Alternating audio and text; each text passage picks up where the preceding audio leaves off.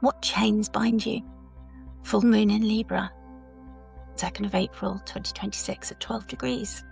This full moon is asking a simple question. It's asking you to take a fresh look at where Libra falls in your chart and what area of life it represents. The question is what I am bound to still true for me? This is important now as this part of your chart and your life was disrupted and permanently shifted by eclipses in 2023 and 2024, and now has the transits of Neptune and Saturn and a procession of personal planets through the opposite sign of Aries that are looking to cement these changes. This is a culmination of events seeded during these eclipses, and so I will help you place this time in the context of your past, present, and future. Welcome to Celestia Astrology. I'm Sonia, your host. If you enjoy this, I'd be so grateful for your likes, subscribes, and comments. It really does help as a small channel. I know you've heard it all before, but I really am grateful for each and every one of you. So here's the overview. Let's have a look at how I can help you with this. Suggested journal prompts. At Libra, Cardinal Air. What a full moon is. The cycles of the moon and moon family. At the Decan of Libra II, which I've called the binding Decan, at Libra II in tarot and verse, and of course always the astrology of this full moon with a conclusion. So clarity may arrive quickly for you now. Events may bring things to a head, so the truth is unavoidable in the bright moonlight. However, knowing what to do with it can take a little bit longer. I work practically with lunar cycles. I help you to understand what is actually unfolding in your chart with a moon family reading, so you can understand where you are actually positioned in this unfolding cycle. If this full moon touches any of your placements or angles within 4 to 14 degrees on the Libra Aries axis, as well as the other cardinal signs, which is Cancer and Capricorn, which square the full moon, bringing tension in your chart, you are in an important culmination moment. Inside Celestia Circle, we follow these moon family cycles intentionally. This full moon began with a solar eclipse in Libra in October 2024. Eclipse moon families carry longer lasting and more significant storylines for us. We track when the seed was planted, the timing of when pressure builds, and when the story reveals its strength. Just upgrade your membership to paid if you want to join us. If something is shifting in your relationships or your commitments, your sense of direction, you don't have to hold it all alone. So let's look at journal prompts. Journaling can help you get in touch with things that are held deeper in your subconscious. It's a great daily practice, but even if you just do it on the full and new moons, it's still a good intention to start. So here are some ideas that you might like to think about. What has become clear to you about a relationship or an agreement since October 2024? What are you staying loyal to out of habit rather than truth? What feels balanced for you? Does anything feel one-sided? Where do you need to speak honestly, even if it changes things? And what does integrity look like for you now? Libra is a cardinal air sign. Libra season arrives at the beginning of autumn or fall in the Northern Hemisphere. This is when the sun enters the time of the autumn equinox. As well as offering us a key turning point in the wheel of the year, it's also a reminder that we need to shed and release, and how important that process is in the cycle of life. Libra is represented by the image of the scales, seen as a balance of justice. Libra brings its thoughts, communication, and words to the efforts of keeping that balance. Its archetype is often seen as the diplomat, the one in a family who is the peacekeeper, even when it comes at a cost to their own peace of mind. It is yang, or masculine in expression, but this is a Venus-ruled sign, so we still see the principle of attraction and a focus on relationships. Libra will be attuned to the energy in a room, will consider how they can help rebalance it, and may feel uncomfortably pulled between choices. Venus is currently empowered in her domicile in Taurus. Venus in Taurus moves slowly, with steadiness and reliability. She knows her worth and her values. Venus in Taurus seeks and luxuriates in the sensual pleasures of life. There is no clear line of sight from Taurus to Libra by traditional aspect, but Venus supports the full moon through the principle of liking girding. Libra's exalted ruler Saturn is in Aries, in fall or detriment. This is a place of discomfort where Saturn must rely on non-conventional skills to navigate its way in unfamiliar territory. Saturn is opposing the full moon, and that creates tension. In Aries, a fire sign, things can move quickly and instinctively. This may create a tension which can feel like seeking clarity, but not having the full picture yet. Feeling uncertain how to hold the commitment that we desire or meet the responsibility and our need for autonomy. Full moons bring our earthly concerns to a form of culmination or visibility. They reveal what has been growing since the new moon and ask for recognition, response, or release. This is a peak in the lunation cycle where awareness ripens and something reaches a state of completion or clarity.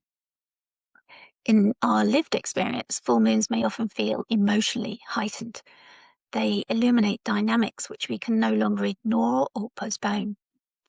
In Libra, that illumination shines in the realm of thoughts, relating to others, navigating relationships, and maintaining balance and fairness. We see the moon shining brightly in the sky from our perspective on Earth, as it is opposite the sun. So many of us can see and admire the full moons. That's usually what brings us first to the moon. So the moon is fully able to reflect the sun's light. Nothing is hidden or in shadow. And this symbolizes the illumination of our earthly concerns. Astrologically, the moon cycles can be tracked in several different ways. The most immediate is the monthly lunar cycle, which spans approximately 28 days from the new moon to the next new moon. There is also a 6-month cycle between a new moon and the subsequent full moon, both in the same sign, when the seeds planted during the new moon come to a fuller fruition. So if you're working on a longer term project, you might decide that 6 months is the ideal time to plant a seed in an area of your chart and give it 6 months to come to fruition. So you can also look back at your story over the last 6 months to see what has been growing for you in this time. But there is also a more extended cycle, known as the moon family, as introduced by astrologer Decan in the book Lunar Shadows 3. This is an approximately 27-month cycle, which unfolds as the moon and the sun progress through a series of phases together. The moon always returns to the area of the same degree, forming a longer narrative that begins with the new moon and continues through the quarter moons and the full moon. This creates a hidden thread of lunar gestation for those of us whose natal chart placements are activated by each moon family degree range and by the ruler. So if we remember that the moon is matter and the sun is our spirit, it's the way that the sun and the moon interact to bring what our spirit, our heart's desire into reality, into matter, into our lives. And it gives us this longer timeline to manifest it. I will share my screen. Here are the dates. For this full moon in Libra, the moon family is illuminating a story that began in October 2024 with the solar eclipse that was conjunct Mercury and squared Mars in Cancer. The key dates for this cycle are the new moon, 2nd of October 2024, which was a solar eclipse. The first quarter was on the 2nd of July 2025 at 11 degrees of Libra. The full moon is coming up now as I'm recording this on the 2nd of April at 12 degrees of Libra. And we can also look ahead to the last quarter moon, which will be on the 30th of December 2026 at 9 degrees of Libra. This moon family will most affect those with placements or angles within 4 to 14 degrees of the cardinal signs, that's Aries, Cancer, Libra, and Capricorn, and also those with placements within 4 to 14 degrees of the air signs, Libra, Aquarius, and Gemini, those with Venus as their perfected Lord of the Year or solar return chart ruler. So if you're not sure if that's you or not, you can also ask an astrologer or astro coach to help you identify if your placements are activated. And we do this work regularly in Celestia Circle, and I will support you with that and help you identify what the moon families mean for participants by looking more deeply into them and pulling out the threads of that story. The cardinal stories or the angular stories tend to be the loudest, but also the more subtle stories can still be very significant, and it helps to identify the story, particularly after the new moon phase. It's less visible, but once you get to the first quarter or the full moon phase, it's really helpful to know what the story is and to work with it. And now we come to the binding Decan. The second Decan of Libra is ruled by Saturn, both in triplicity and Chaldean order. So this brings a focus of that Saturnian energy. It brings themes of commitment, promises, and trust. Astrologer Kira Ryberg calls it commitment, while astrologer Austin Coppock refers to it as links of a chain, underscoring the forged and binding nature of agreements forged under this decan. Libra II invites us to think about the oaths that we take and the partnerships we commit to. In 36 Faces, Austin Coppock shares that the promises and contracts that link people together are created and tested here. Weak links are exposed, but so also is the true heart revealed.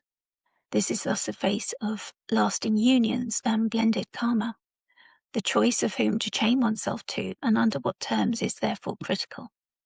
He continues to discuss how oaths have guardians.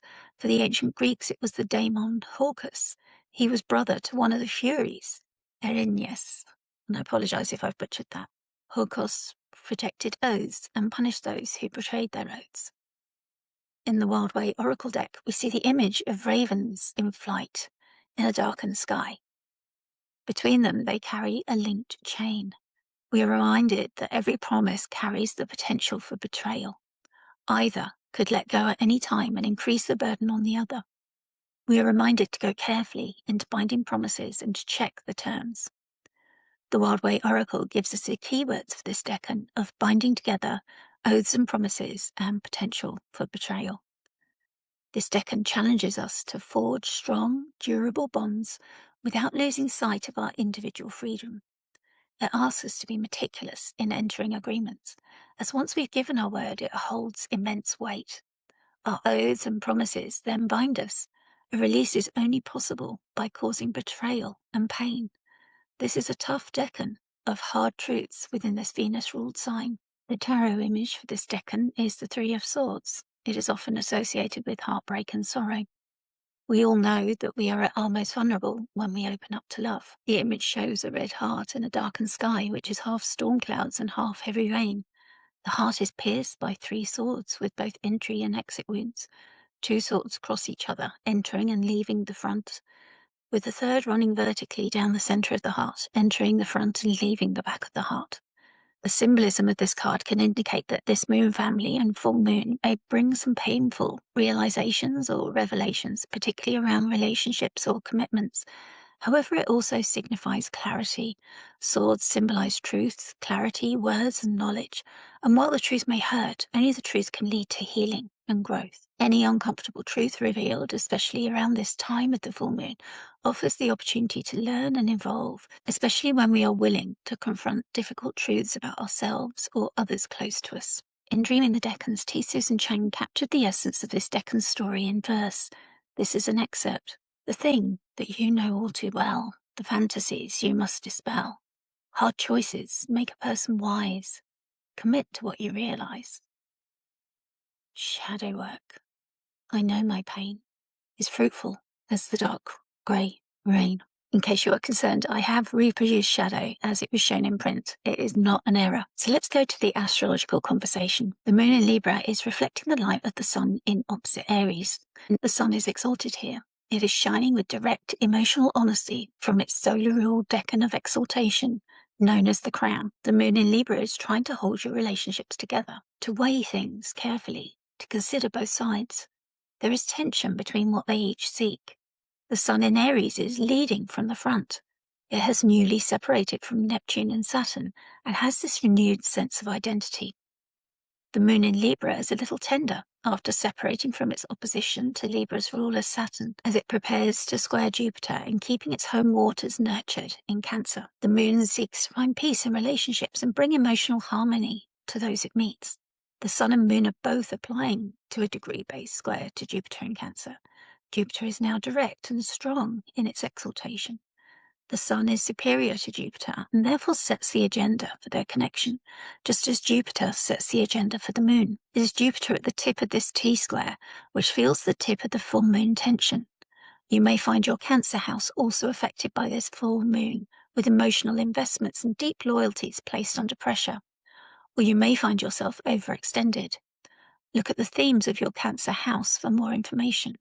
There is hidden nuance as the ruler of Aries, Mars, makes a secret connection known as contra antitia with Libra's exaltation ruler Saturn.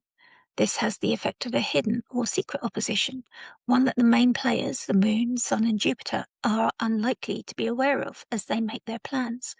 Think of a double agent with ill intent, sabotaging plans that they verbally support. To deepen the nuance of this planetary conversation, Mercury, which is averse to both of the luminaries in Libra and Aries, is in a tighter trine with Jupiter from Pisces. You may feel that you instinctively know what needs to be said to help heal or resolve any difficult situation, or when another's efforts or care need to be acknowledged. Think of Mercury and Jupiter offering compassionate truth together, which could move swiftly and surprise you. And finally, this full moon may be uncomfortable or painful, but it will be honest, and it is asking for the same honesty from you. Do you offer that honesty with compassion to yourself first, before you extend it to others? If you are moving through Libra well, you will need to keep this kindness at the front of the agenda, as we are often our own harshest critic. The key here is the Libran concept of balance, and also ensuring that we extend that to all in our circle, starting with ourselves. In a class I am participating in this week, I wrote in my notes before I was asked to share that saying, comparison is the thief of joy. It turned out another classmate shared the same quote before I did. Isn't synchronicity wonderful? Sometimes that balance we seek doesn't even come from holding everything together. Consider if the bonds and oaths that bind you are still aligned with the new you that is emerging from this new astrological year in Aries. Would it help to adjust your structure or your strategy altogether? Saturn is standing by in Aries to assist you with this work. I find it helps to identify the story which began for you in October 2024. You are called to adjust it in some form in July 2025, and this will help you understand the full picture of what is being illuminated now through this lens. It will also help prepare you to move into the integration and release in 9 months' time, if you do feel yourself called to release from a commitment or a bond. And thank you for listening all the way through. If you've enjoyed this, I would be so grateful for your likes, comments, subscribes. It really does help a small channel to grow and to reach other people who may also be interested in the same type of astrology. I'm so grateful for you all. Thank you. Travel well.